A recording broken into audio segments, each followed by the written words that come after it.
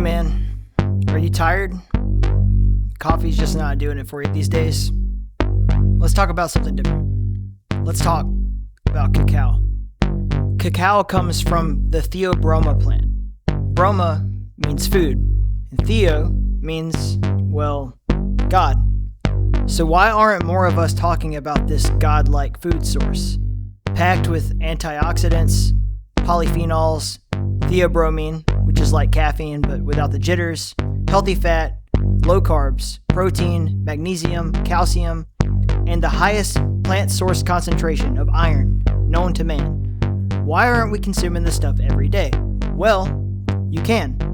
Our partners at Cora Cacao offer ceremonial grade cacao, sustainably sourced, plant to paste from fair trade farms in the Mayan motherland of Guatemala.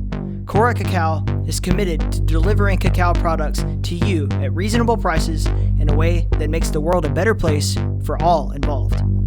Whether you're making morning cocoa lattes, iced cacao, hosting a meditation ceremony, or just doing alchemy in your mom's basement, Cora Cacao is committed to supplying you with the highest grade stuff for what you, your body, and your mind need.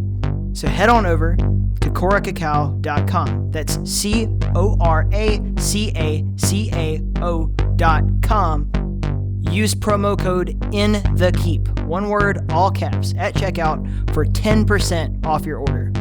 It's time to replace those bad habits with good ones, and using Cora Cacao for your energy and nutrient needs is a great place to start. I'm proud to call Cora Cacao a partner of In the Keep, and I hope that you will be proud to call them a new part of your daily routine.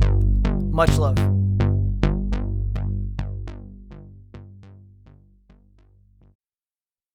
Perhaps the most common conception of ghosts is that they are shadowy or invisible beings that throw dinner plates and pieces of furniture around rooms, occasionally materializing as some fearsome entities and sometimes levitating people for good measure.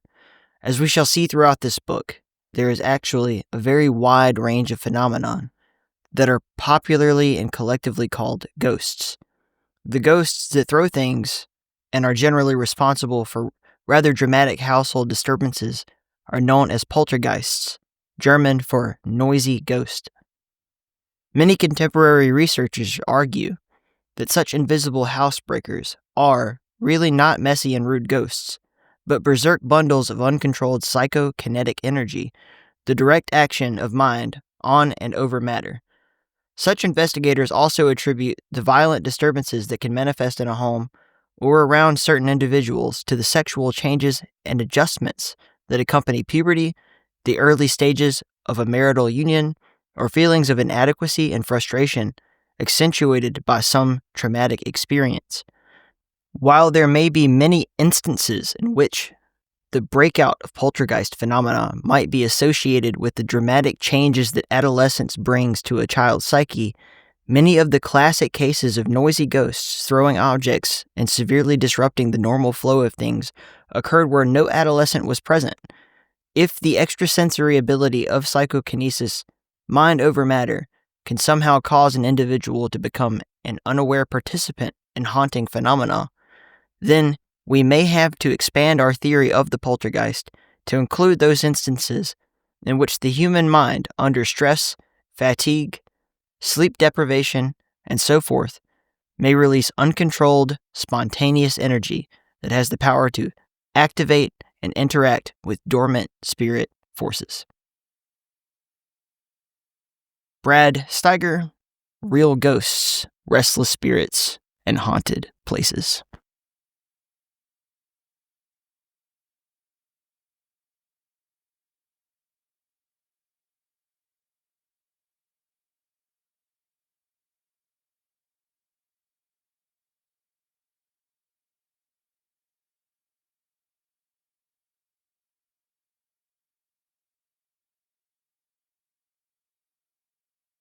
In 2016, I'd just come back from Istanbul. I'd been there for 10 years as a writer and musician, and I was getting used to Britain again.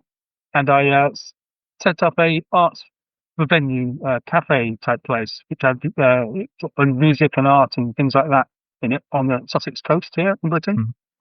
as I say, in 2016.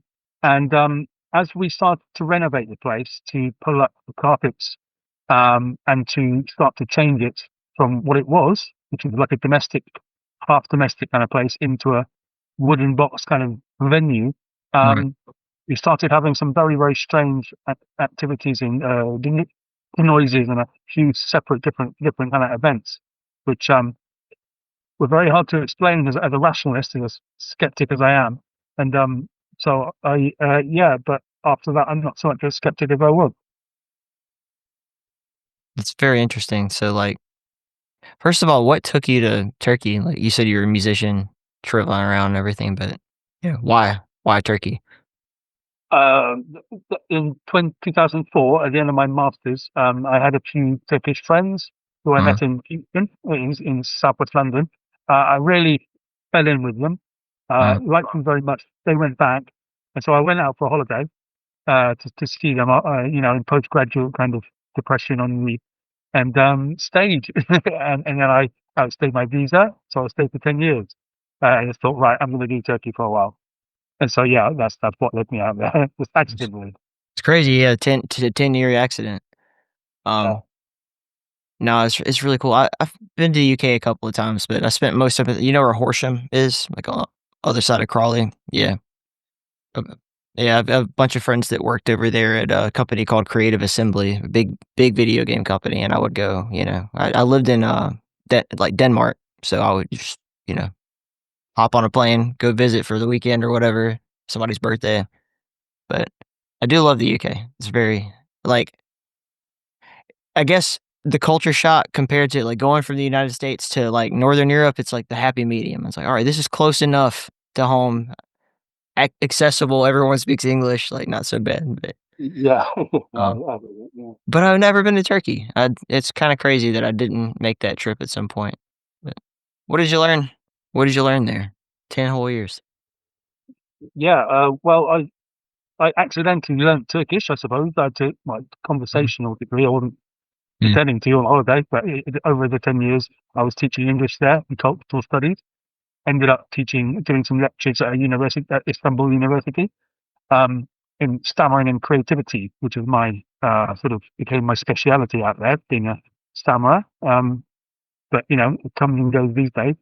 And I was in a couple of bands. I was in the Sean Parker band when I was a mm, really active solo artist, and then a band called Scorpio Rising, which is just after that, like mm, this big Talking Heads kind of arrangement. And we became quite big on the independent scene, so, and we mm. were popular and doing good work. So I tried to fill my time. I was there really creatively, not holidaying. Um, and but also a lot of drinking and stuff like that.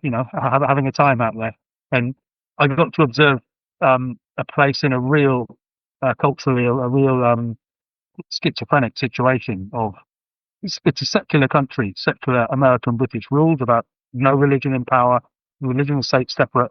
It's 98% Muslim, real Mm. hardcore passion for that. So they have a constant tension in the army and the government. And the president now, Erdogan, of 20 odd years, is a hardcore Islamist.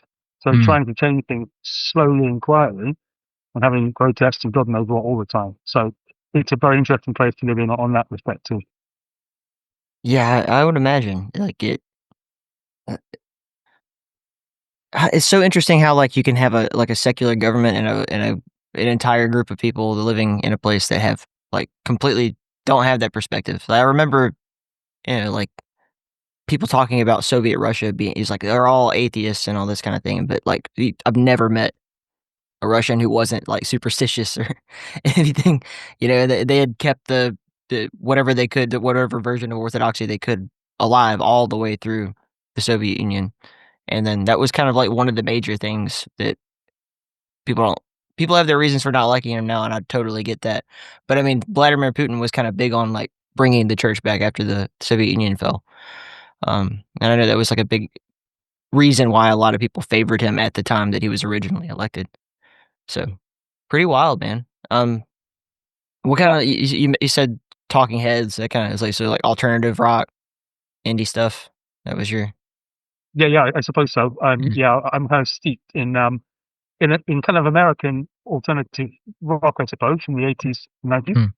but then I add in weird British elements like rock music and Bowie and things like that, just from my own mind. But then finding yourself in an expat community, and I've been in Istanbul, you get to splodge in like violin and the mad bassist and interesting percussion and things like that. So then you have your own sound.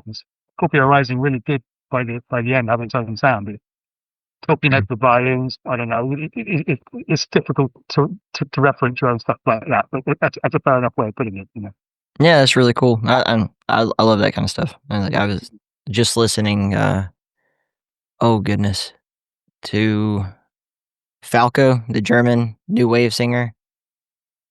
You know, like Rock Me Amadeus and all that stuff. Like I, I really like the late '80s European alternative music that was kind of coming this way. Of course, that was before I was even born. But like when I listen to it now, I'm like, okay, I can see how we like everything musical in the last 50 years happens where it's like, okay, America does something, and then the UK does something really interesting, and then the UK comes back to America. You know, like this is like rock and roll, and then the Beatles, and then like heavy metal, and then Black Sabbath, and all that stuff. Like then we get Judas Priest, and we get Diamond Head, and we get whatever, and then we come back with something else, and it's just this back and forth push.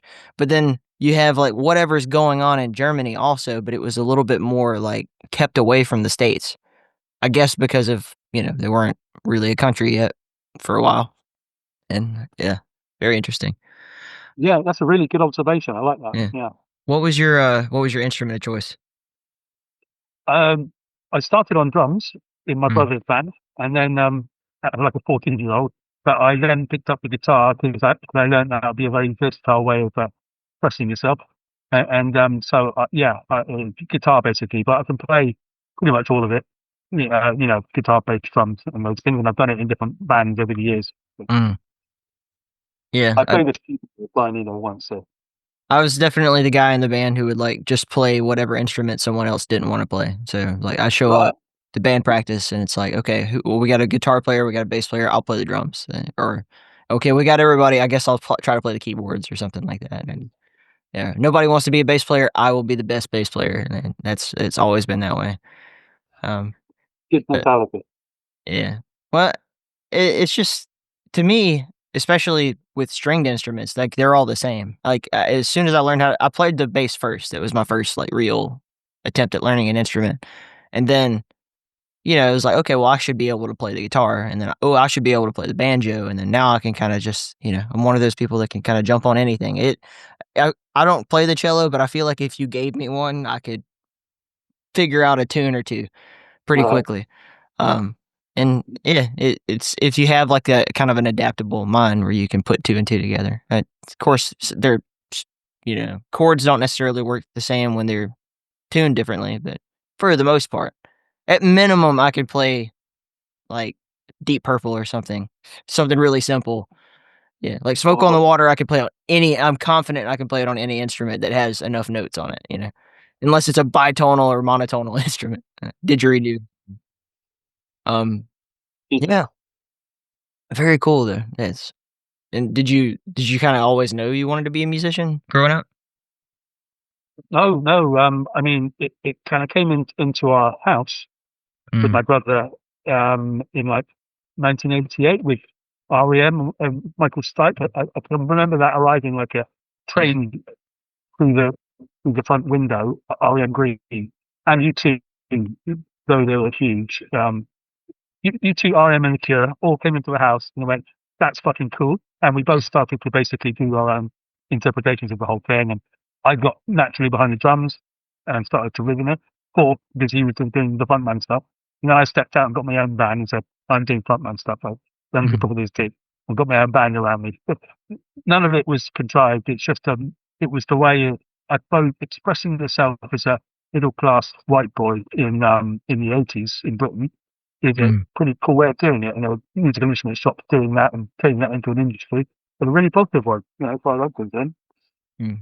It's really fun to go back and listen to the early. You mentioned U2, like their early work, because now when we think of U2, we think of the biggest rock band in the whole freaking world and all that. And that's been my entire life. But then when I go back and I listen to their first like two or three albums, Like, they were a post-punk band, like, they were more like Joy Division than they were like, a pop rock, like, arena rock band or anything even remotely close to that, and that's still their sound, it's just that they became popular that people don't think about them as a genre, um, but I love that stuff, especially, like, some of the best bass playing you'll ever hear, um, aside from Peter Hook, who is probably the best, but yeah.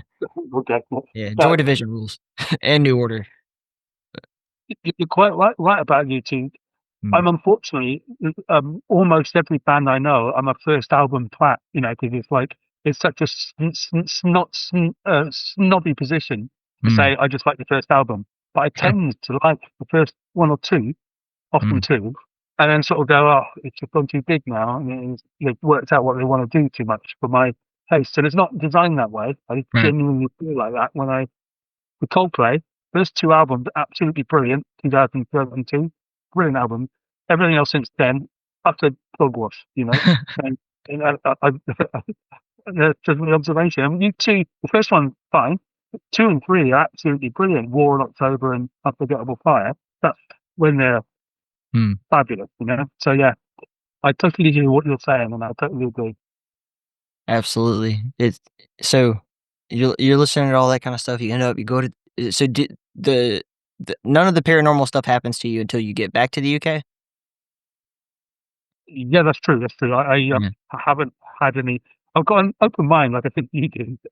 But I'm very Darwinist. I'm very rational first. Occam's razor, rationalist first. When that runs out, what is there? There's also a super, there's another element to this earth, and Mm, it's like, but it never hit me until 2016, at the age of 41, is it? Yeah. So mm, yeah, and then it did hit me properly, and it got me to question everything. yeah.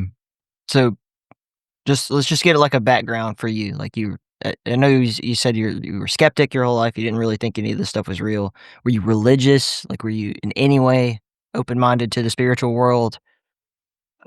Well, just in the terms that anything is possible, I Mm, have that. It's just that the system of doing things, and the first system has to be the practical. Is mm, it pigeons? Is it rats? Is it the neighbours? That kind of thing. Once you've got rid of everything, and often there can be a maybe inside all those things, but I couldn't find a maybe. So it's like I'm personally a cultural Christian. I'm an agnostic person. sure. I don't have belief. And I'm comfortable not having belief. I'm comfortable saying I don't know about. Mhm, It doesn't bother me in the way that it seems to bother many people. But I'm a cultural Christian. I've learned that over the last 10 years after seeing various attacks on Christianity. I'm a bit sort of no, hands off. I'm like that about it. But that's not right. based on a belief or a faith. It's based on culture. Sure. Yeah. The church is a beautiful thing, and it's better in a lot of ways than without. So that's where I come from politically on it. But when it comes to is it um, does it have a spiritual aspect on my life? You don't really know. I love walking around a church, but I Mm, never thought of these things that happen at Seafish. The religious people I've spoken to said that's demons. It's the bad side coming out in that place and on you and things. And I'm like, is it? Those kind of things have never occurred to me, but I suppose it could be the case. Yeah. right. So, like, how old are you in 2016? 41. Okay. I Yeah. was 21. So, yeah. Right. But, There we I go. interesting though, like, so what was the first thing that happened that made you turn your head and say, like, "What's going on here?" Yeah. My assistant manager was upstairs on the three-floored Tudor building. So Mm, it's like a black and white, as you'll know from Horsham, it's one of those Tudor places. yep. Old, maybe 200 years old building. And he's upstairs taking up the rugs as I've asked him to create wooden space for an art gallery. I'm downstairs doing work on the computer. I'm hearing various knocks and things around the way that you'll hear various knocks and things in an old building. What's that? The matter. In the middle of the day, and it's very constant. And he was doing it for 3 or 4 days. And on the third day, he came down after work, like in the evening. I'm like, what's all that banging going on? It's like constant, isn't it? He's like, all day through, all day through. I have no idea. And we both understood that there's a weird banging beyond like a neighbour saying, "Shut that down." Mm. It can't be absolutely constant, and not when it's coming from various different parts of the building, and it's getting louder and louder, and almost like it's angrier and angrier. To be honest, as we're doing more work, it's getting crosser and crosser and saying, get off my space." That's what it started to feel like. Right. And hmm, did so what was the next part? Just you hear the banging, you don't know what to do. Did you run out and go find a priest, or did you find a paranormal investigator? Did you run in there yourself? Like, yeah, what's this investigation look like? Um, he was doing this work in the run up to our opening, like Mm. middle of April 2016. So at the time that it was starting up, we were opening up, very excited about the whole thing. Don't have time to think about problems, so just getting on with all that. Mm. Um, Went soon into that. Uh, the co-director I worked with there was a religious person. She's spiritual and very, very tall, that kind of thing, and in a Christ kind of way, but with her own version of it. She's like her own sculpted Christian, Sure. and she um, started to talk about the fact that there's probably residual energies and all this sort of thing, and she had her own take on it, and she would sort of fearlessly go about being quite spiritual around the place, doing, I don't know, witchy type thing, being a part of. And I mean that in a positive way. She's just trying to sort of deal with it in a way that we seem to awaken a spiritual thing here. Kind of exciting to her, possibly.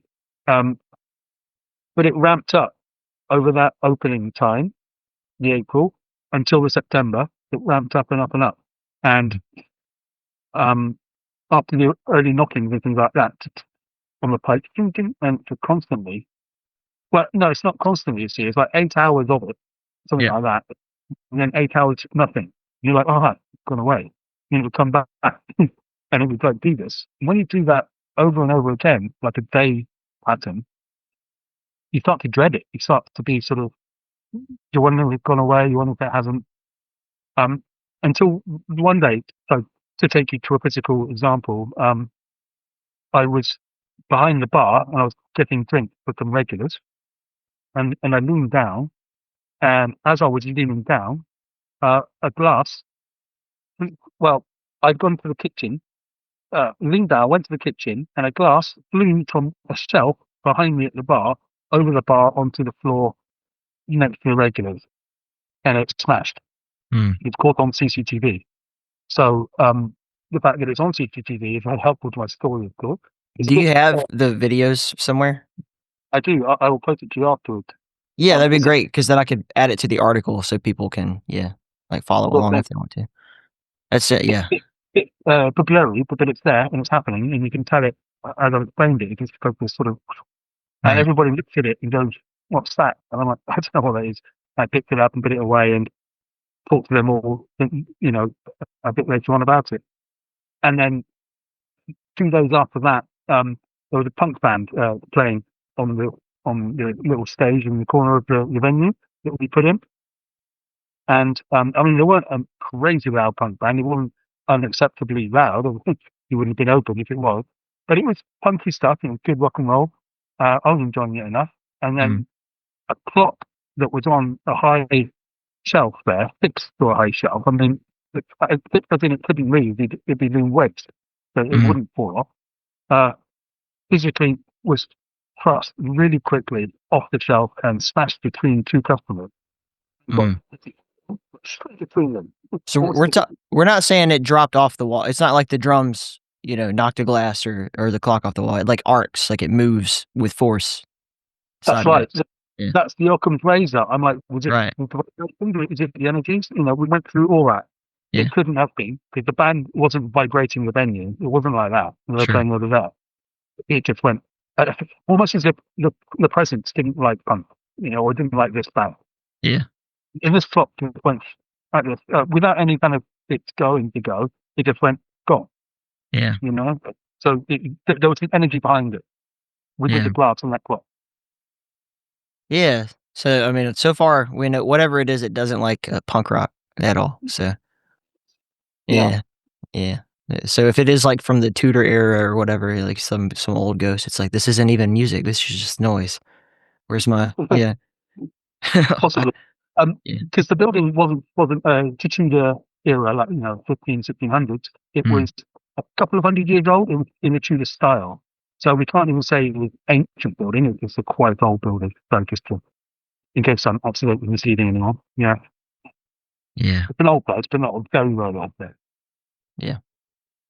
So you gotta be freaked out by this point, and then you've multiple witnesses too, you have other people who've also seen this happening, like, so does this cause a fuss? So are people talking? Does anyone come forward and say, like, "I know what to do," or are you just left with it?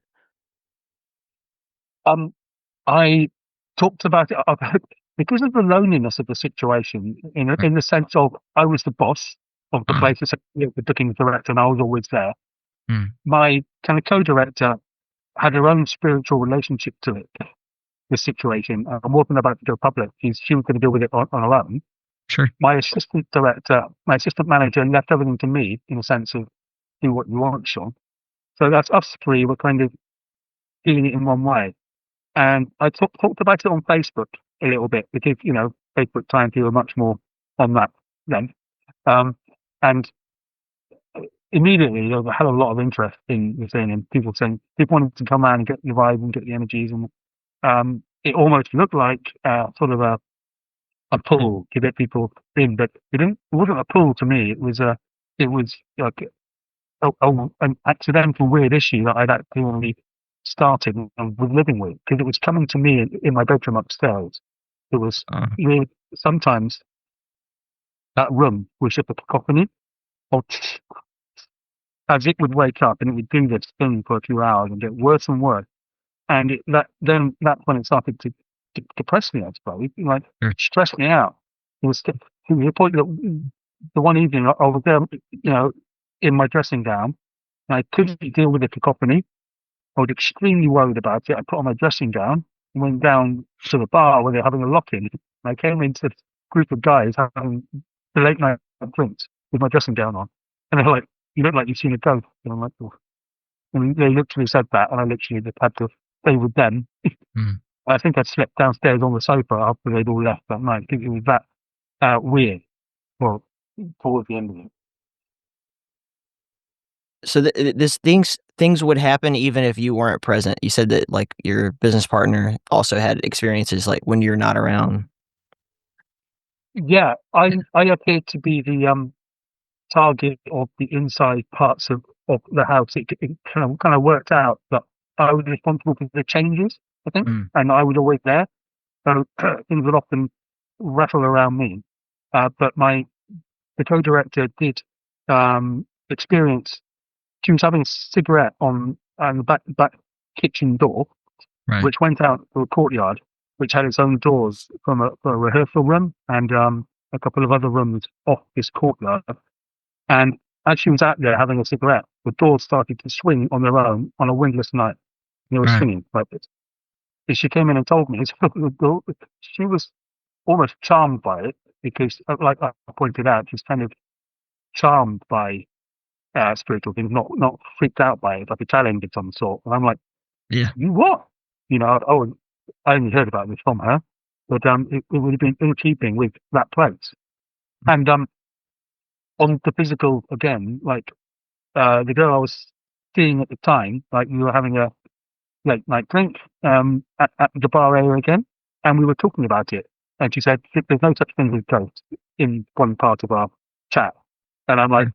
okay. And as soon as she said that, I swear to God, the back door handle, the same door that the tow director was having a fag out of, it started to go up and down, just rattling like that for 10 seconds. And she just looked at me. And she never spoke about it again because you don't sort of. But after I said there's no such things as ghosts, this thing happened. But well, and of course we checked it out. There's nobody out there. There's nothing going on. It's energy communicating its self. I don't feel. Yeah. Yeah, this is interesting. I mean, I'm sure you've done lots of research about what could possibly be the explanation for this and everything. Um, but let's just entertain the idea if it is a poltergeist, they're usually centered around one person and almost always correlated with some kind of like sexual frustration or energy like that. So, had you ever in your life had any kind of like telekinetic anything other than this happen around you, near you, to you? Um, no, no, not as far as I'm Yeah. aware. It Yeah. There there's some interesting research about this. Like most of the time it's like a young girl, going through puberty or something like that. yeah, And when I talk to other, I'm not like some kind of fucking ghost expert, but I read a lot of books and talked to a lot of people, right? So I've got a little bit of a Rolodex here. Usually it's like, yeah, girl, prepubescent, she's going through something for the first time. Low iron, because you're losing blood oftentimes, is like a marker. So if you go to people will use different names for things, different language, different ideas about what it comes to, but like the sort of through lines, like even if you're talking about like the Fae in Ireland or something like that, it happens to people who are like low on iron because whatever it is, the phenomena is, I guess, the appropriate thing to say, does not like iron at all. If you talk to investigators who are like even in like Kentucky or something like that, and they go into a mine shaft looking for goblins or spirit, of some kind. They take off all their iron jewelry because it won't come around otherwise. So a good question is, was there anything iron in the building? Yeah. wow, I didn't know that. Mm, I've absolutely no idea. The yeah. Iron, what's made of iron? I don't know. I mean, it's a cool material. We don't have enough of it these days, really. But Sure. Yeah, or even in your own blood, like I said earlier, like a young lady having a menstrual cycle, like becoming anemic essentially. There there's a well, huge correlation between people experiencing like this sort of phenomena and being really low in their iron in their blood. Like low mineral iron. It's crazy. But well, apparently if like they do experiments like this where you blood test someone who's having this sort of thing and it's like, okay, you need to be re-upping on your stuff. There's also the correlation of people who are fasting or are starving having spiritual experiences too.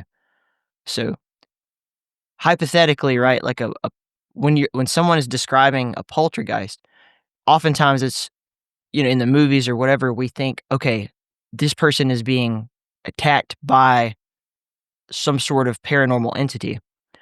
Um, and that's what's causing the telekinetic activity. But it it could be that the combination of the person and maybe also some spirit are interacting. So if you, I'm not saying you particular, but if the person experiencing it has all of the markers of like they're going through some sort of, sexual thing, like with their development or frustration, or even there's a correlation between this and people trying like attempting sex magic for real, which is weird. I'm not saying you were doing that, but um if you're like low in your iron and other minerals in your blood, if you don't have iron around and the the spirit, whatever it is, this entity, the phenomena around is freaking you out, then these things start to happen. But it's not necessarily like that a ghost is walking up and picking up your clock and throwing it across the room. It's that you're picking up on the energy of the ghost and causing things to happen that you don't understand because you don't even know you have this ability, and rightfully so. Like, why would you know that unless you had, grown up with it or something? So I'm curious, and I don't know. For all I know, it was a ghost just picking up stuff and throwing it across the room. But people are I love trying them. to, yeah, yeah, Fascinating thing. I mean, it's I was single at the time, and I was having various partners. So it was kind of that sort of. I don't think sure, we could quite that was set. My gift although it happened quite a lot more than it does. I suppose I don't know, yeah, but it's like that energy. But w- it might not have been around me the Pope at all. There were other people staying there in the accommodation part. We let out the rooms mm, as B&B. So, but to long-term people, we had a mhm. couple of girls staying there sometimes. Sure.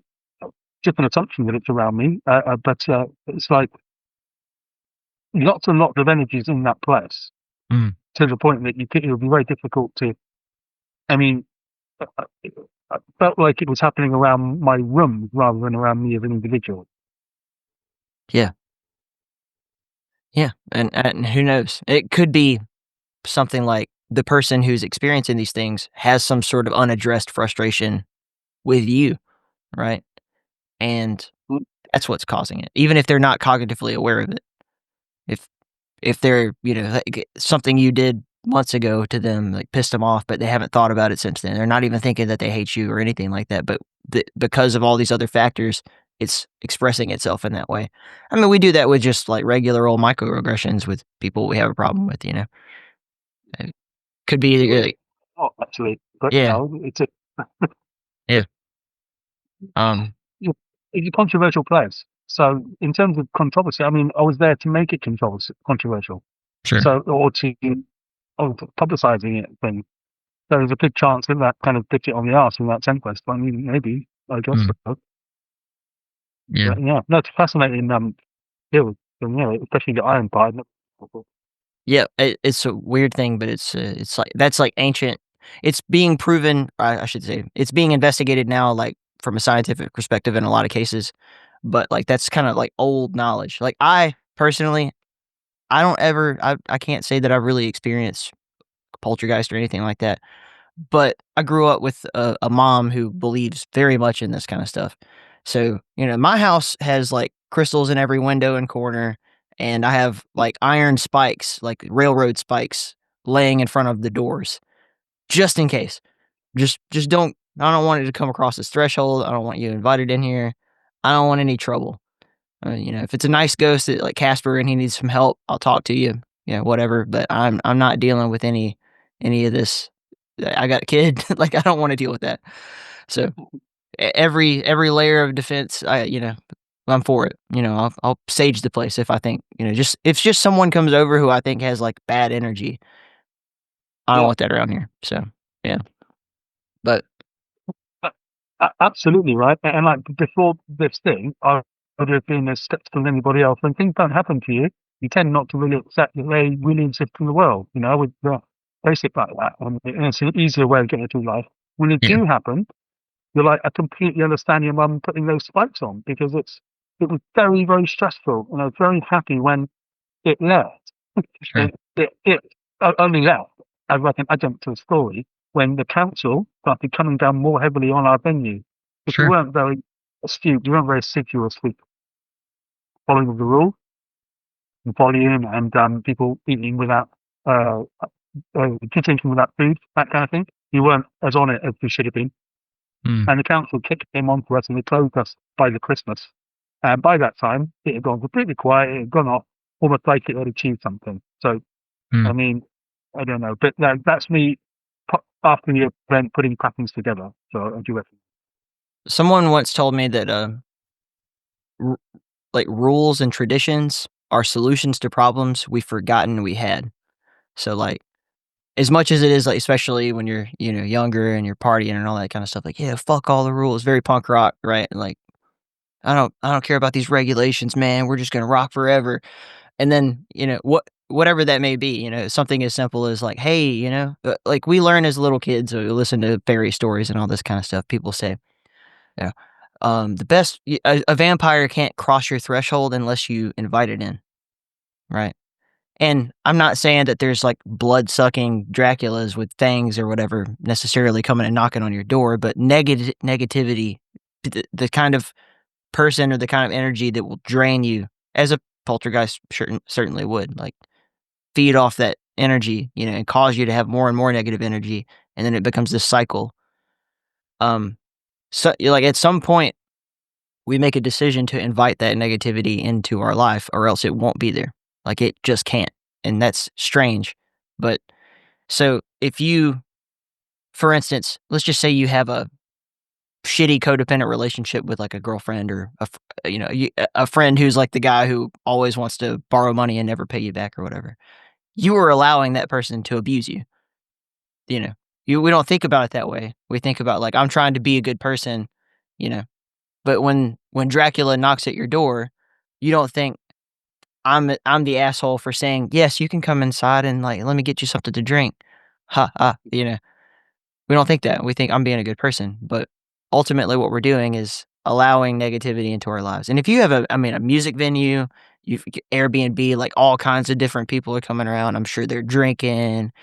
It's not a straight edge club, right? So, yeah, There's some absolute assholes there. So, you know, sure. it's very, very possible, including me in some respects at the time, you know. Mm, But that's a bit harsh on myself. But and mhm, it's just that I was trying very hard after Istanbul to establish myself in Britain again. And sure. this little town I found myself in didn't seem very keen on that. Like, what's this bloke doing here, opening this place? Right. It was a lot of hostility from them. And so I, in response to that, got more like, right, and I do it even harder, you know. And this is what culture's about. And it didn't go down as well as I had hoped. It was a great play, so I'm very proud of it. But it didn't Mm, go down as well as I'd hoped. So, and there were there was hostility about it, and the welcoming in of the bad energies that we do. Yeah, we do that, which is we're human, and the be kind thing is very easy to. And gaslighting and codependency, yeah, God, done it all, and yeah. I know exactly what you mean, and you're quite right. And it's about learning, and the problem is the more you go through that stuff, the Mhm. less open you are to it in the future, and you miss out on good opportunities. So hopefully this comes in waves, you know, because not everyone's an arsehole, but so many are. No, man, I get it. Like, I had my own experience with I need to burn my hand in the fire to figure out that fire was hot. Like, that's just kinda how it is for me. So, I mean, I was a fucking alcoholic party animal. Like, I did all kinds of shit I kinda wish I hadn't done now and everything when I was in my early 20s and stuff, and, like, um, I had a bunch of friends or just shitty relationships with people that I realized at a certain point, like, it's this dangerous combination of, first of all, just being kind of negative yourself, but also if you're really, I thought I was a good person because I'm just, like, accepting, "Oh, I know you've got some bumps and bruises and cuts and everything, but, you know, no one's gonna love you but me, so I might as well be your best friend." And Well, kept inviting that kinda thing into my life and then wondering why I was miserable, and it's like, most of the time, I'm miserable because I'm around miserable people. And, that's a fine line because cultural Christianity, like, you wanna be like, what would Jesus do? Well, he would take on all the poor and the people with the problems and all this kinda shit, but, like, I ain't fucking Jesus, man. I figured that out. Like, I don't have that kind of energy. I just have to kinda keep still love people but from a distance at a certain point and set boundaries with people. And when you're in like rock clubs and everything, I mean, there's people fucking doing drugs, doing weird sex stuff, like, yeah, a lot of daytime drinking or whatever, and controversies and fights and rivalries and everything. So I imagine just there's a lot of negative energy coming around. In addition to that, you were talking about the town doesn't like you. There could be some fucking old lady on the outskirts of the village that put a fucking hex on you, man.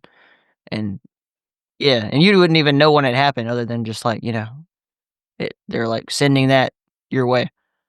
So, I reckon you probably nailed it. You know that it isn't going to work in the council offices there, when I'm trying to argue for our little place keeping its license. So we've had a sure. fucking hex put on it, you know. Yeah. But you're so close to what whatever went on and wrong there. All those bad energies too. Quite right. And Yeah. it's a mix of the good times and the bad, isn't it? With and as you go and the bad times take, there are more bad than good. Then you realise that a change is necessary, don't you? You have to go, well, I don't have to change what I'm doing. If the consequences of being trustful and being nice and drinking too much with that person Mm. are going to be this bad, then I've got to stop doing those patterns and do something else, you know, Sure. and that person will do what they want.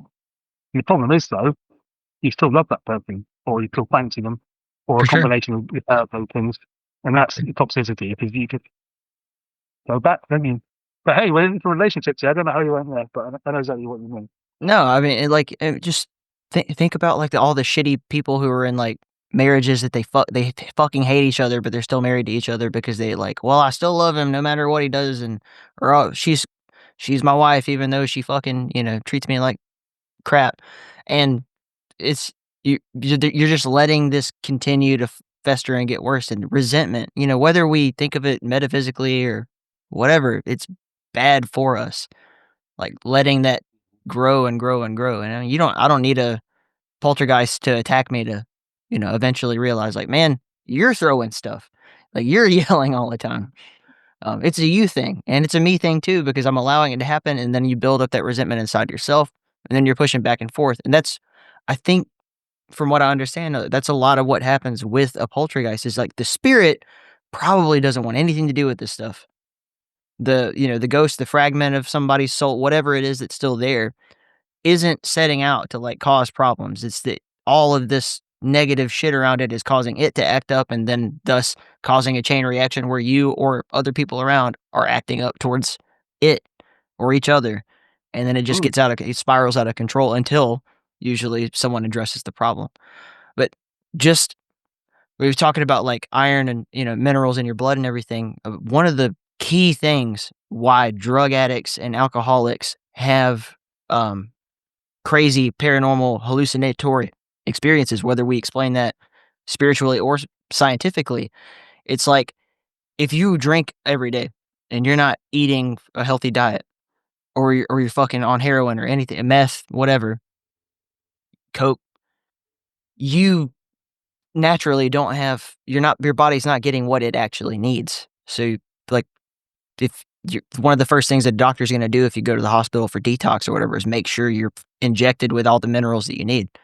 And I guarantee you, if you run the blood test on that, it's like you're low on iron, you're low on B12, you're low on calcium, all the things that you need to function normally. And that might explain whether something paranormal is happening or not, why you're having these, experiences, because your brain's all fucked up from not getting what it wants.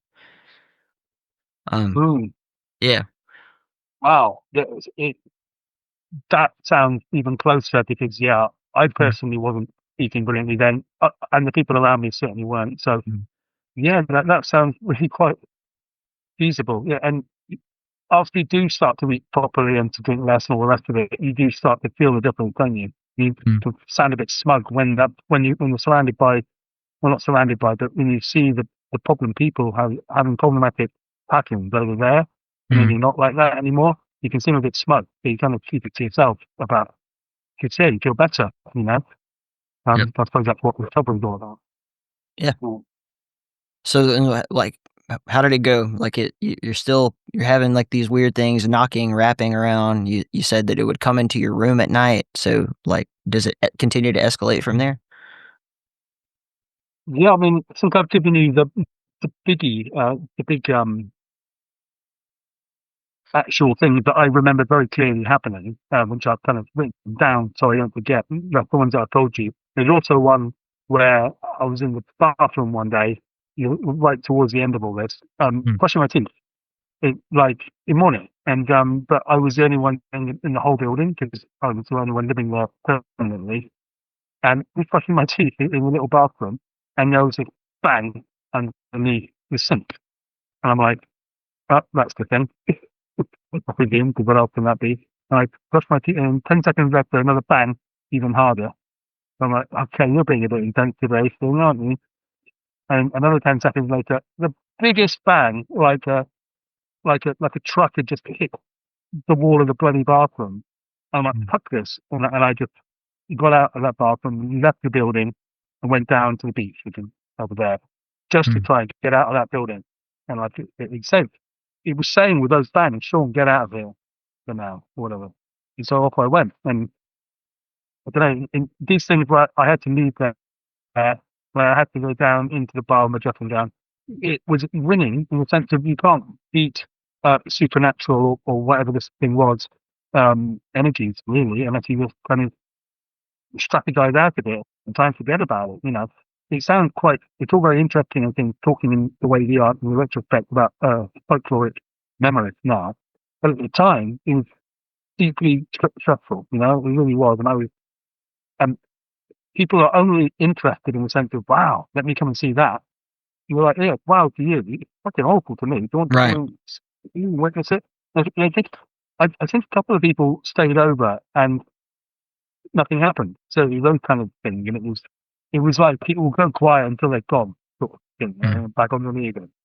So yeah, um, like I say, it stopped. It drifted off in the September, October that year when the council was sending us a writ saying you need to be at the court in December for a license hearing and all this sort of stuff, and just having arguments about very bureaucratic things.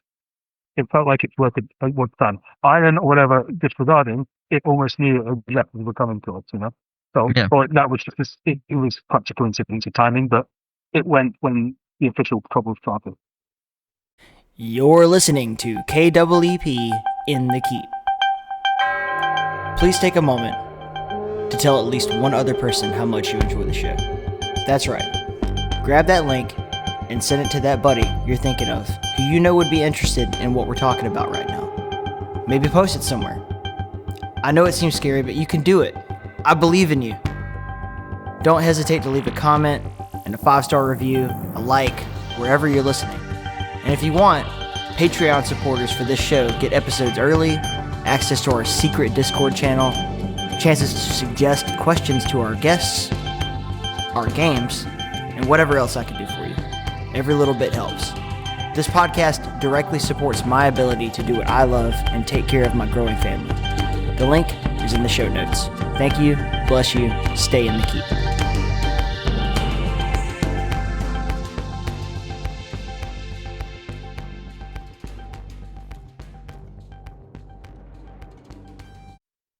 I'm sure it was awful, but like, it sounds like it didn't get that bad. You weren't having like things writing on your window telling you to kill yourself, or like nothing. Not good. No. Okay. People were doing that, but not the thing itself. Well, that's interesting. So people were doing that around you. Yeah. Okay, that's it's good. A controversial place, like I said. Yeah.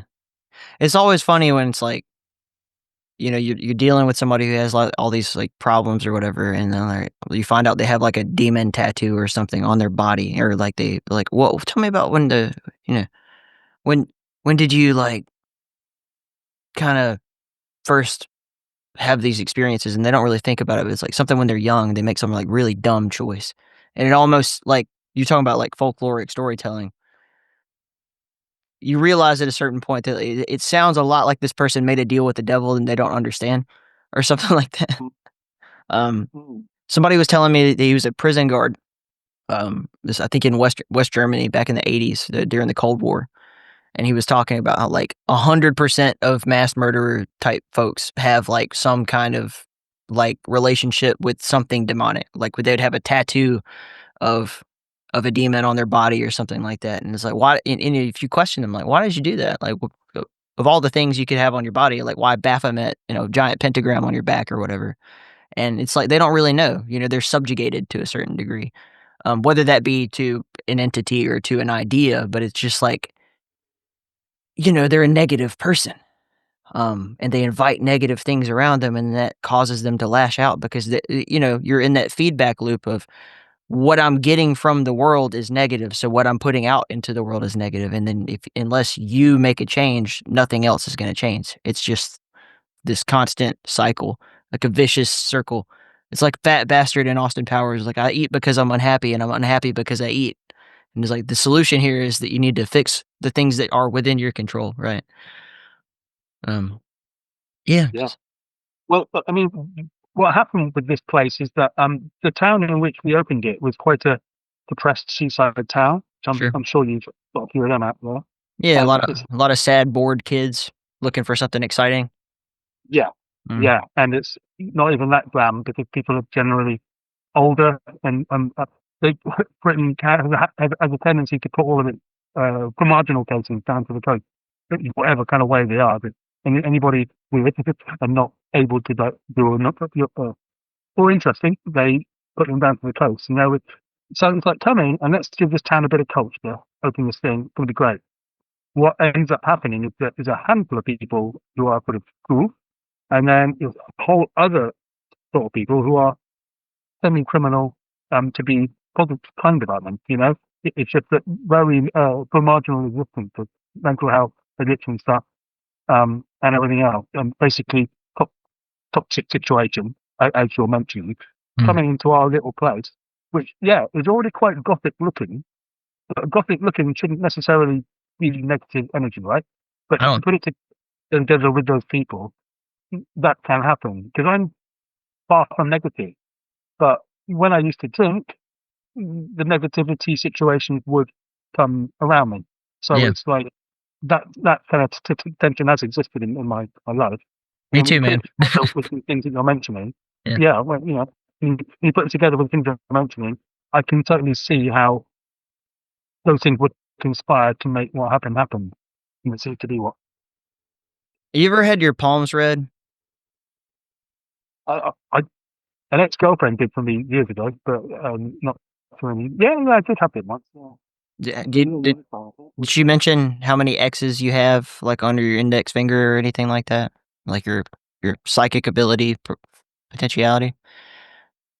It's interesting. I just learned this recently. I never really thought about it, but, apparently, you can tell by I don't even know how to do it, but, like, by looking at someone's palm, like, how much potential they have for psychic ability, right? And so, like, Edgar Cayce or, some of these, like, great clairvoyants of history would have, like, 5, but, most people have none or 1, maybe, somebody who's, like, kinda midway, 2 or 3, but, yeah, apparently that that has something to do with predicting how well somebody is likely to have these kinds of things happen to them or even notice, because it could be that it's happening and then most people are just not aware, like, almost like a Matrix kinda thing.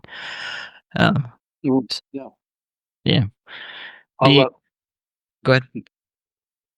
I'm quite frightened of being um, susceptible to something like that. If a person says, "Oh, you got 5," you're very open to having these things. You're like you bring it on to yourself. Then Then that it could get starts me. happening. Yeah. Yeah. Now that you have it in your head, you're gonna start noticing things that you didn't notice before or whatever, yeah. I wonder. Yeah, Yeah.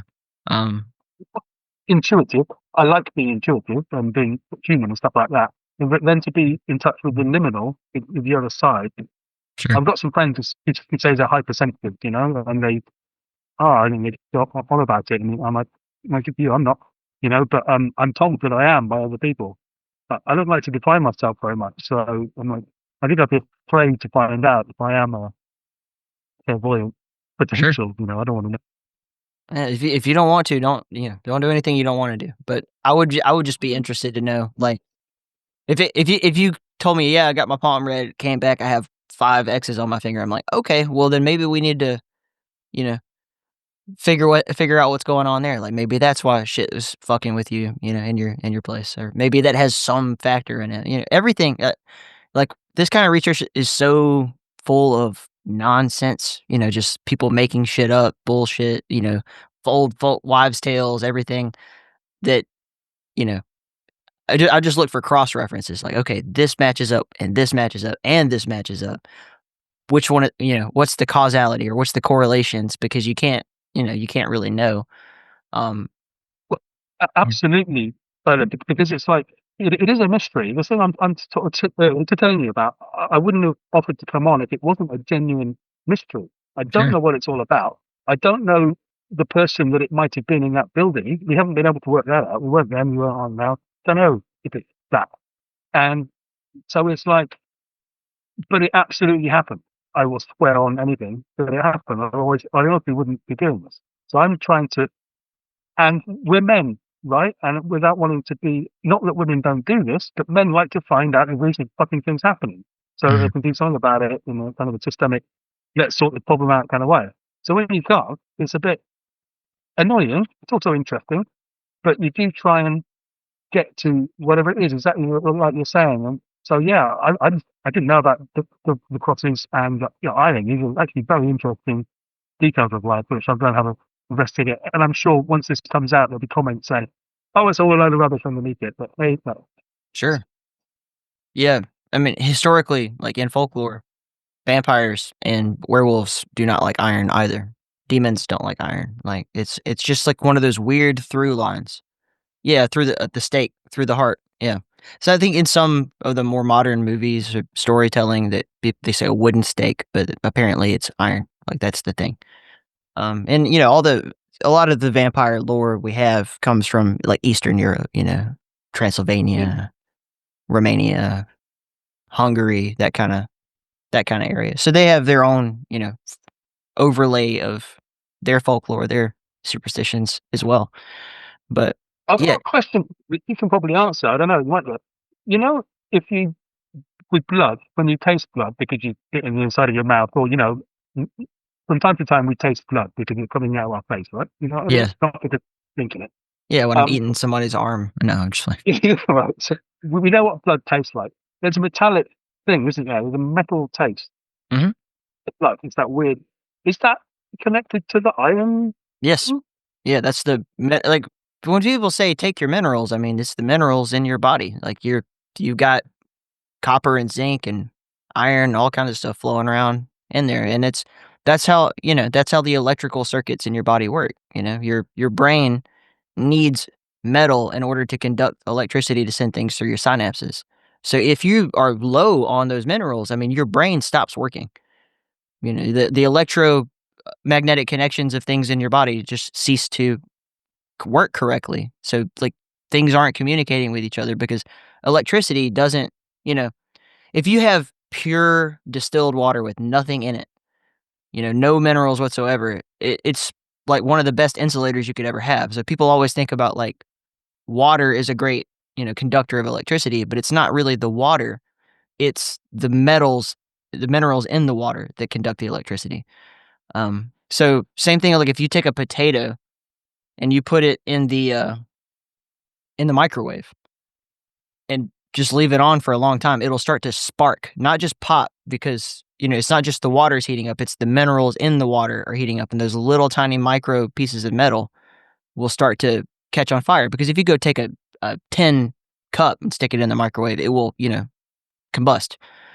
Um, so it's just one of those things that, I feel like for the vast majority of human history, people have noticed things, but not been able to get on the internet and message other people and cross reference and do like genuine research outside of wherever they were. Your Van Helsing type characters, your Agrippa, like that kind of stuff. They're just Isaac Newton, some alchemist sitting in a room by himself, like just throwing things together to see what sticks.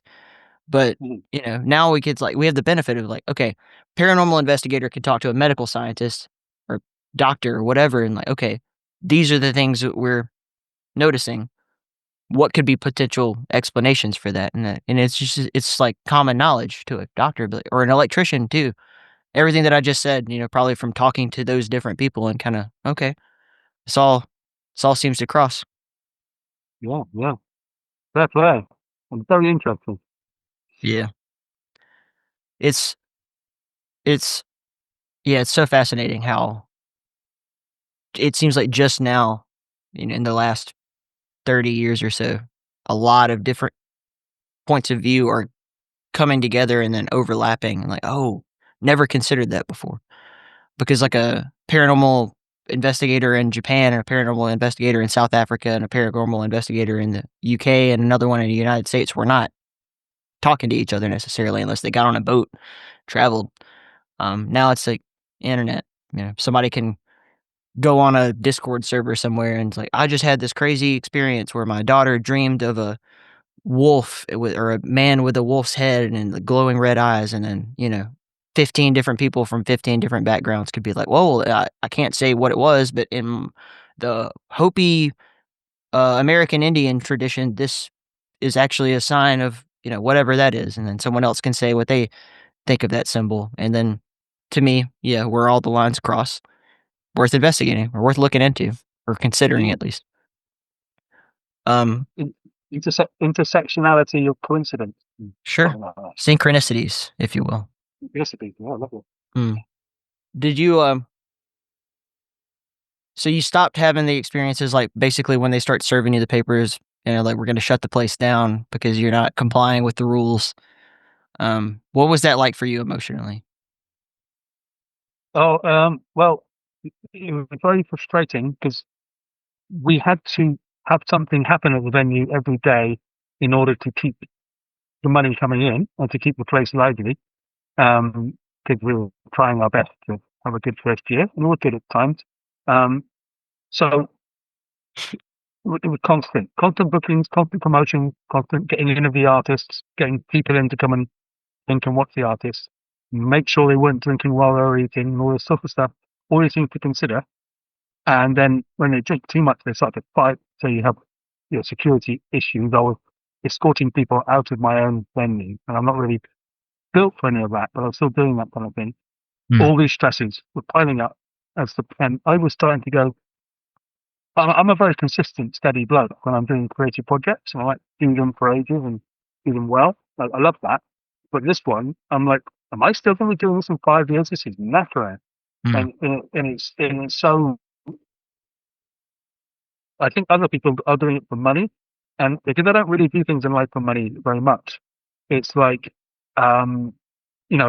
explicitly for money, I find it difficult to commit when something gets. So it just started to knacker me out, and the ghost was the presence was knackering me out. The council was knackering, and I started to feel tired. So the emotion was tiredness, slightly worried because it's like there were investors who were going to get let down if you weren't careful, and they did end up getting let down, including my family. So it's like disappointment and tiredness.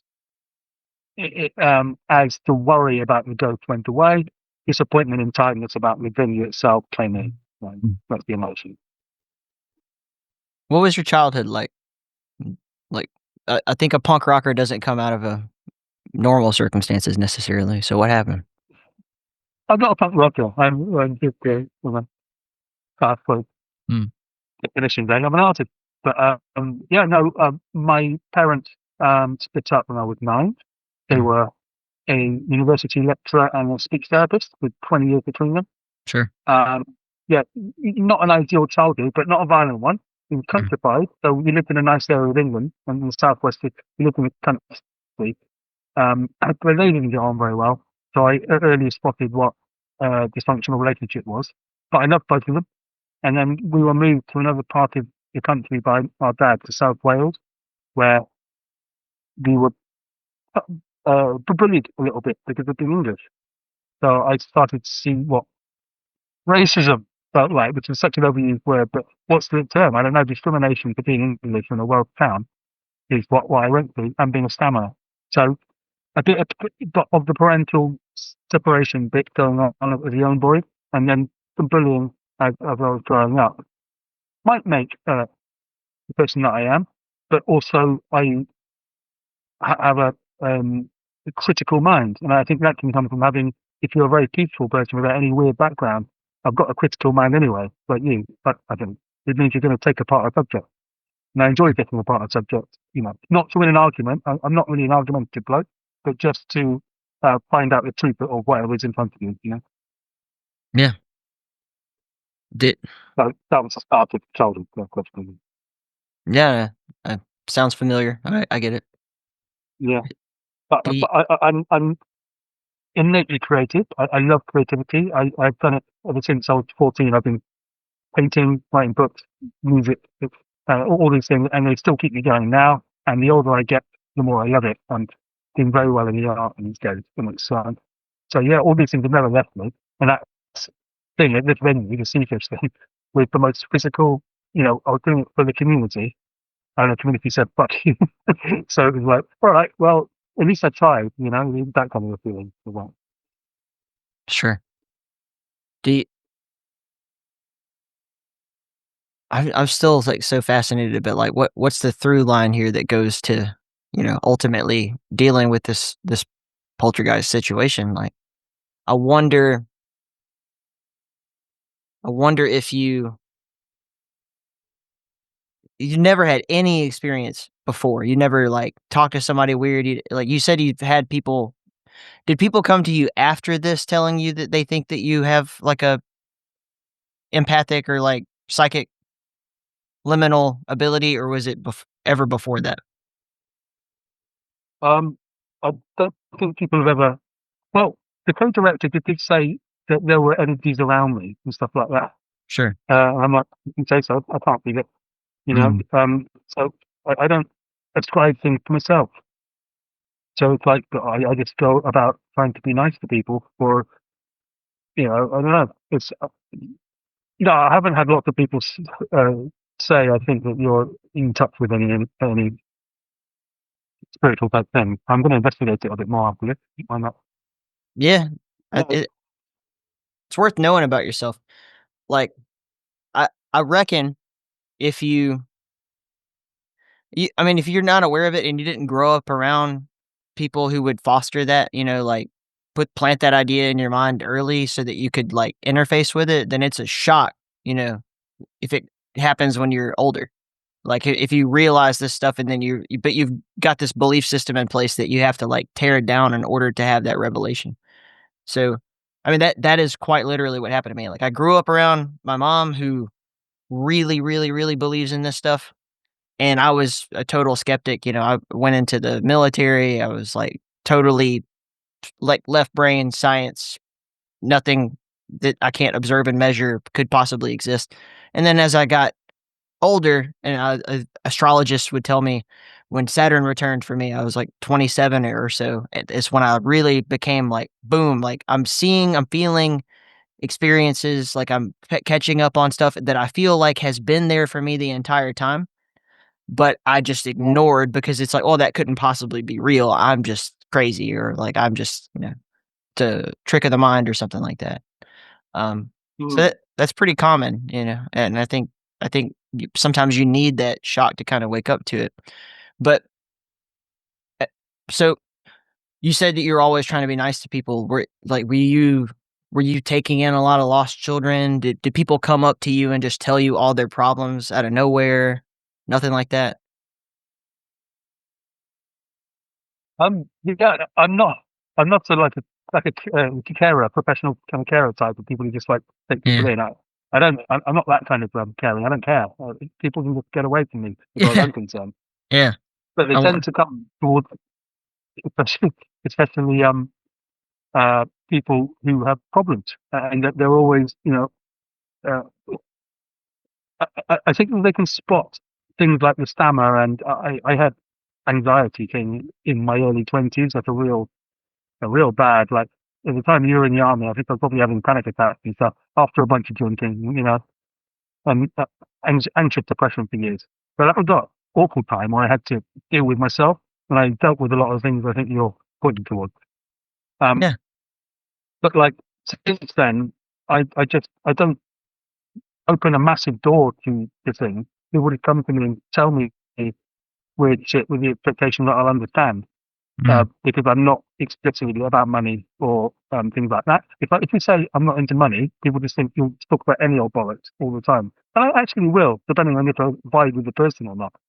But if I don't vibe with the person, and I got big difficulties with some. I don't know how well this is going to go across in our podcast, but with autistic people, because I've got lots of autistic people around me. I like them very much on a human level, but they often think that their egocentric perception of the world and the non-binaries have some sort of a moral justification. I'm like, no, you've got to see the nuance. You've got to train yourself to somehow see the nuance, or you're Sure. actually wrong. But I'm not wrong. I'm like, no, you are wrong, and it is possible to be wrong, and this kind of thing. We have Yes. interest, and the thing about autistic people is they love a bit of honesty. So no one's ever told me that before. How dare you say I'm wrong? I'm like, yeah, do you want to fucking talk about it then? You know. And so when you have these actual honest conversations, their relations don't know how to deal with it because they've always told them anything that they say is completely acceptable. I'm like, no, it's not. You can't just say bullshit things like a 5-year-old and expect that to work in the adult world. You know. Yes. So that's where I am on the be kind debate. I'm very kind in my own adult kind of way. Yeah, I think it's good to, be able to set boundaries with people, and not in a lot of ways, it is like a defense mechanism. Like, you pick up sort of naturally, like, somebody wants to come to you and I need you to solve all of my problems, or they're just gonna emotionally dump everything on you. Um, then eventually you get to a point where you're like, "Hey, that's enough.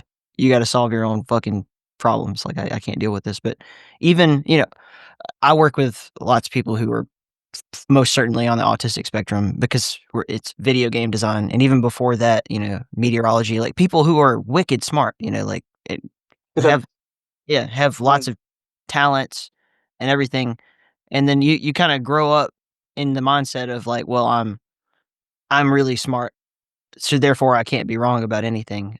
Like developmental Oh, psychology, right? When you're supposed to learn this stuff when you're a kid that like the world is not centered around you. Like you are not the center of the universe at all.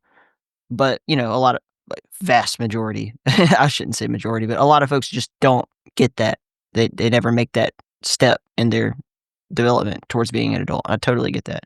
And they tend to gravitate towards people like who are gonna solve their problems for them or people who are doing the work so that they can kinda latch on to that. Um, and if you're a subscriber to the whole, as above, so below, like in the liminal space, whatever it is, uh, that's pulling the puppet strings there. We have to have people take responsibility for their own actions, but it's also like what's going on psychically with them and or psychologically, however you want to look at that. What's going on why they're acting this way or why they have these quirks, these things about them. And somebody had told me that if you imagine it like a concert hall where you you have an innate ability to communicate with that space or recognize it or whatever, that once you open yourself up to that, it's like when you open up the door to a concert hall, and it's not necessarily that anybody has, like, really bad intentions, but, they all run in towards the stage or whatever, and people get trampled over, and then the person there, that they're whatever it is that they're attracted to gets overwhelmed and flooded with just all of this stuff. But from their perspective, it's not necessarily, "I wanna go cause this thing a problem." It's that, they're all like the little kids, like, swarming the Beatles, and then John and, Ringo are like, "Oh my gosh, it's so much, mate. It's it's just too overwhelming. I wanna go sit in my tour bus and toke on a fat doobie," or what like yeah, um, and it's hard to, like, set it's hard to set those boundaries. That's why there's this sort of tradition and ritual magic of, like, having a sanctified space, even in churches, like hallowed ground, like demons can't come here. And you do all these things in preparation because it's like when you're opening yourself up to people, period, like on earth and also the spiritual world, the more barriers there are for them to have to cross before they run it. If you're calling it the concert hall, there should be a couple of turnstiles and a ticket booth and maybe like barriers that cause them to kind of funnel in a neat and organized way such that it's not overwhelming whatever it is that they're trying to run towards. Um, so that's yeah. I feel like I hate to tell you this. I think you have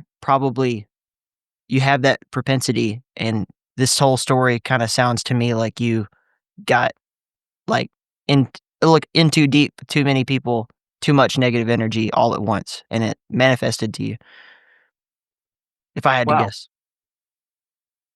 I'm up for that. I'm up for any solution. And yeah, there was a lot of people there and Mm, a lot of love, but more negativity actually coming towards me in the form of jealousy. And I don't want to say jealousy in a wanky way, just in a, hostility about how come you're opening that place and I'm not? Pretty mm, much that energy, yep, and that's been around me all my life. That I get on with projects and people don't really like it yeah. sometimes. Well, hatred is just love. It's they're the same emotion, just expressed in different ways, I guess. Oh, Yeah. yeah, Um, so so how did you recover from this? Obviously you had to process all that experience, and then you said you wrote your short story and you're publishing your book, which we'll put in the episode notes, by the way, if people want to grab it somewhere. But yeah, like how did you process all this? What's been that experience? well, that it was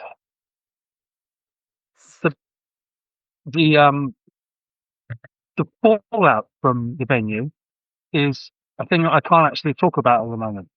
Mm, So, but I'll come back on your podcast in a year or so, and we can talk about it then. But there were other fallouts which weren't about this poltergeist. mm, Um, so the, the poltergeist was mixed up in the place being the glorious failure that it was, success and failure, whatever it was, it shone and then it exploded. Kurt Cobain is in, it's incredible. But it's like it went wrong and then my life went wrong for some time. So it's like, but not in a psychological way, just in a, you know, decent, the license and everything else after it. Sure. Yeah. You got money So invested in it. All kinds money of things. invested and Yeah. other stuff, which literally it is another story but an interesting one. So I can tell how broad you are. So, with next time. So it had and then COVID came and then a bunch of culture war bullshit. So the venue closed, but my writing went into overdrive, and I did a book a year ever since about the culture war issues.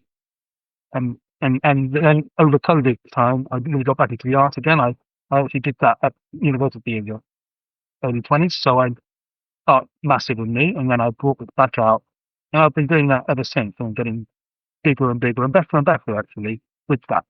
Mm. So Seafish went wrong, but then it fed into the art. It always goes somewhere. The creativity never just like explodes into nothing. It goes into something else with a gift, I guess. Yeah. It sounds like it was probably really fucking hard to get through. Like, I'm happy you got through it, and I'm happy you're okay. 'Cause, that could really break someone down, a lot of this, especially, like, something happened to you that you don't understand. I mean, it's traumatic as hell.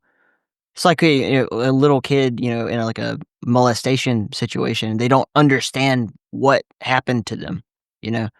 But it was nevertheless awful.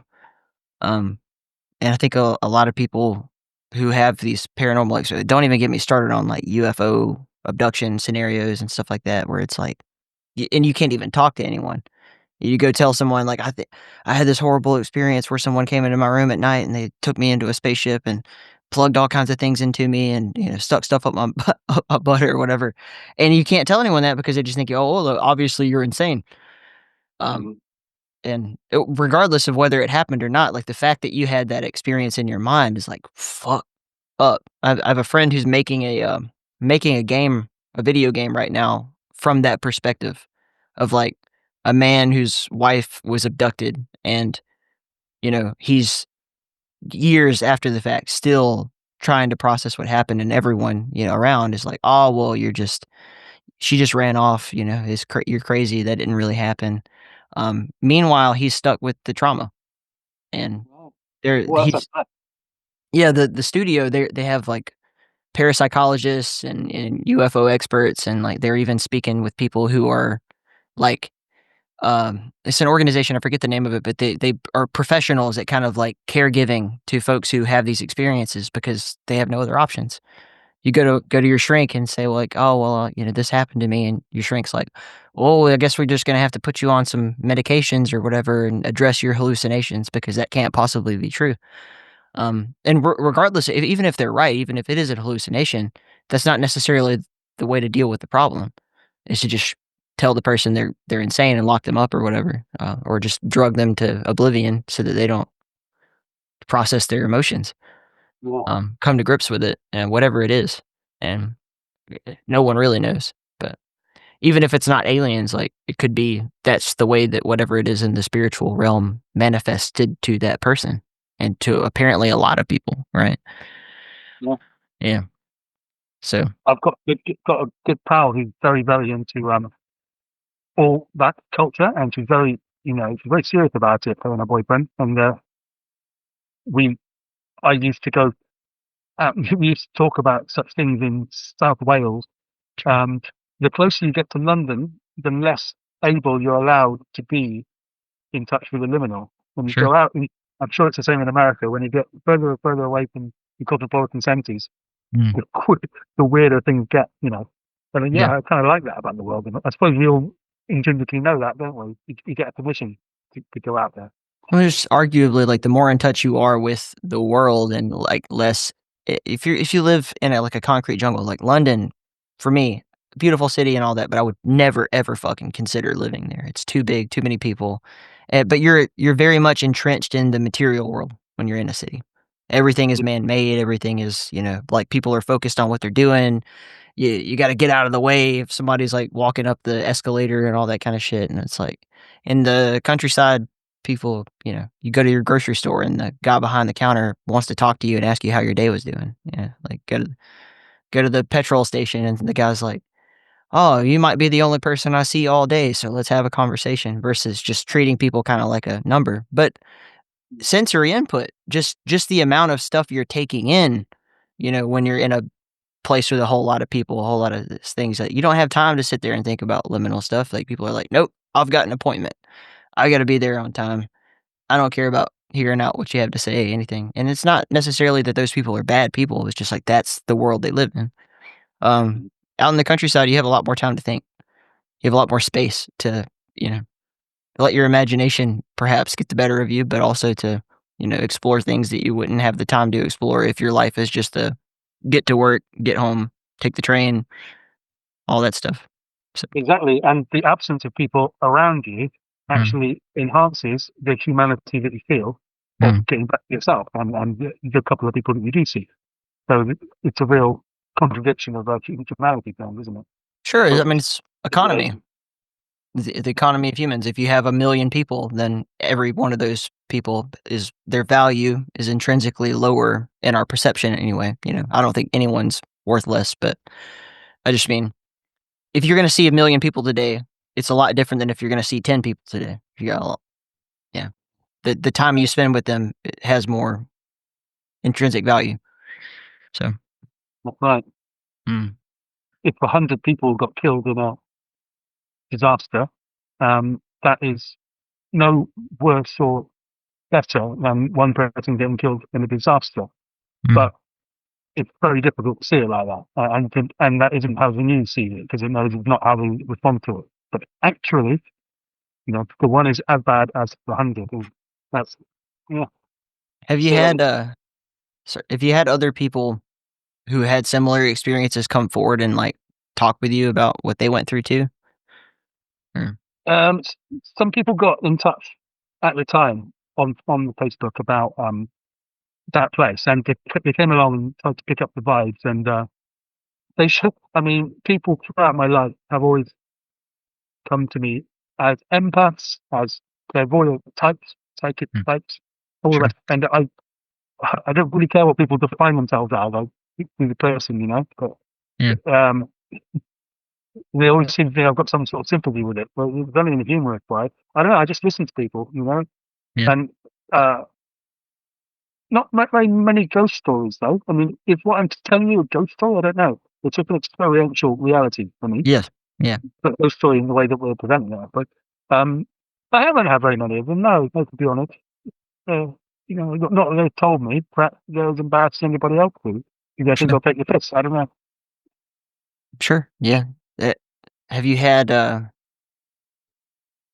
don't know, have you looked into the history of the building? Like, do you know what happened there? How old it was, all that stuff? The place was. I did look in just weekdays. About 200 years old, like I said, Mhm, 150 to 200. Um, so the late 1800s, I think. mhm, And my assistant manager, because I'm not from that town myself, but my assistant manager was. He said that there had been a guy that died of a heroin overdose in one of the upstairs buildings, to the best of his knowledge, mhm, in the 90s. And that's as far as we were able to get in terms of research about what this might be, where it might have come from. It could have been anybody who'd lived there up until then, from 150 years, without us knowing about it. So yeah, we're quite a uh, disparate nomadic species now, aren't we? So if you go and live in a place for a while, you don't think to go and because we're not really attached to things very much. And that town didn't want me to get attached to it, so it's like off I went out of there afterwards. mm, And the people that were there before went back to the Isle of Wight.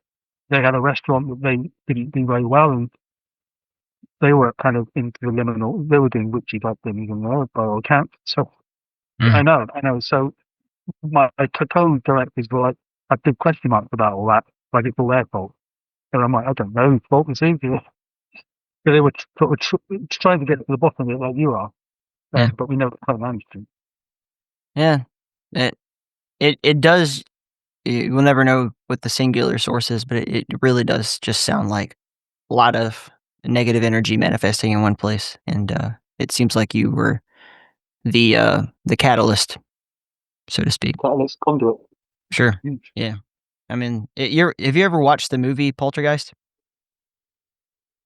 I have. I watched it again recently for a bit of nostalgia, and I get that thing with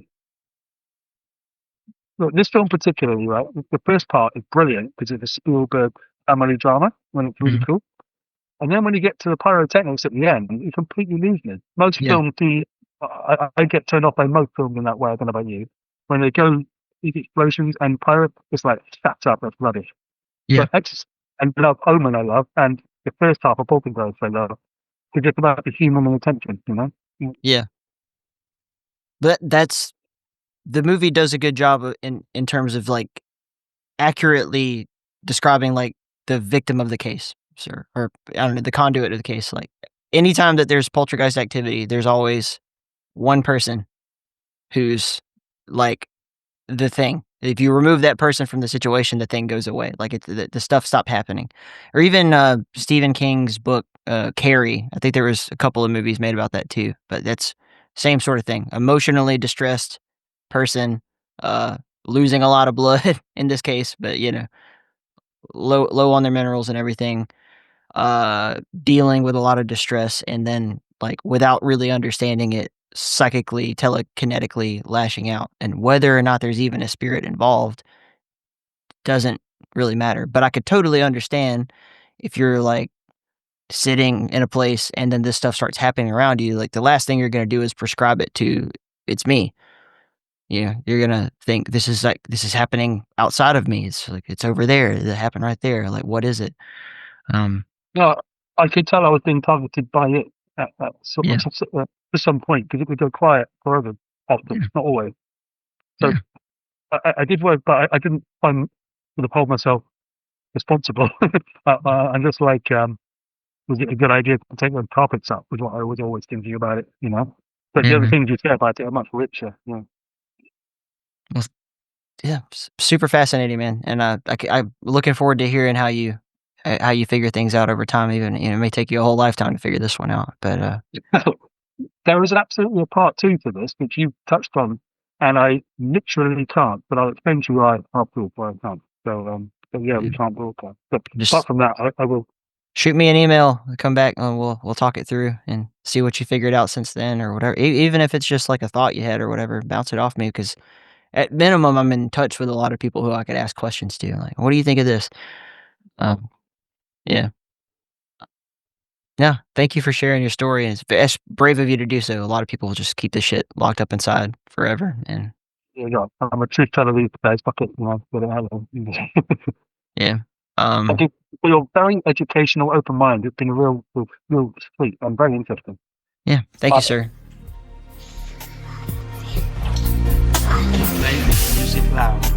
The track you are hearing is called Electric Celebrants by the great Sean Parker. Yeah.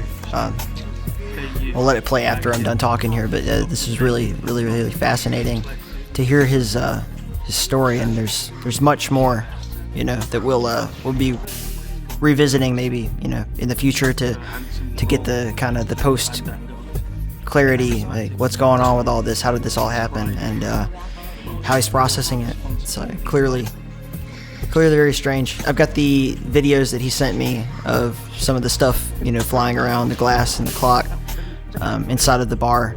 If you're interested in seeing that, and as usual, transcript, episode notes, and all that stuff will be in the article on inthekeep.com, as with every episode, at least, recently. Yeah. Wondering what you guys think. Wondering what you make of this whole thing. What are your thoughts? Discord.inthekeep.com. If you want to join the conversation, happy to hear any feedback you might have. And if you want to support the show, of course, the number one way to do that is to tell a friend. Share the episode that you like, the episodes that you like.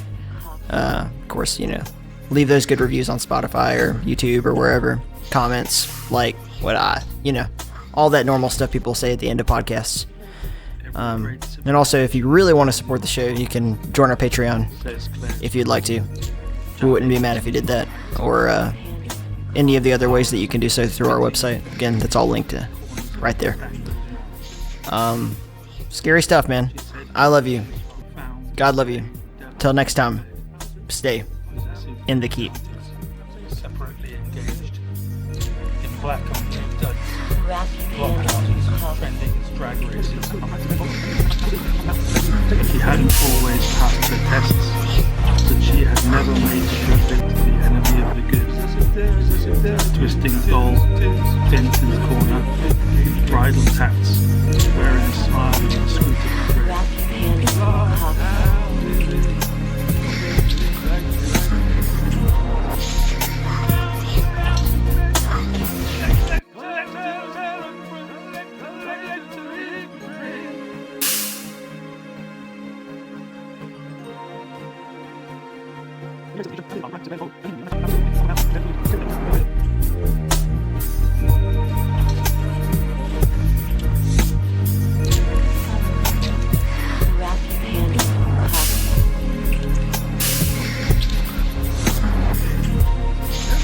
Spectacular collision of sophistication, proud and sublime, played out by Claire's doll, jabbering on about sundry crimes, pretty horns poking through magic tresses, mattresses laid open and ejaculating foam around the bedroom, collective sentiments, collectively betrayed by buds with dazzled stamens, waiting to be paid.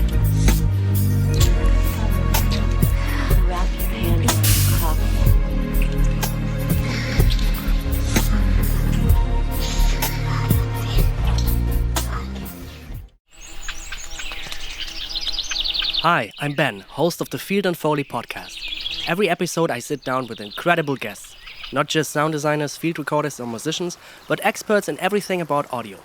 We explore the creative process behind the sounds that shape our favorite games, films and experiences. Whether you're an audio professional or just someone who loves great sound, Field and Foley offers deep dives, behind-the-scenes stories and insights you won't hear anywhere else.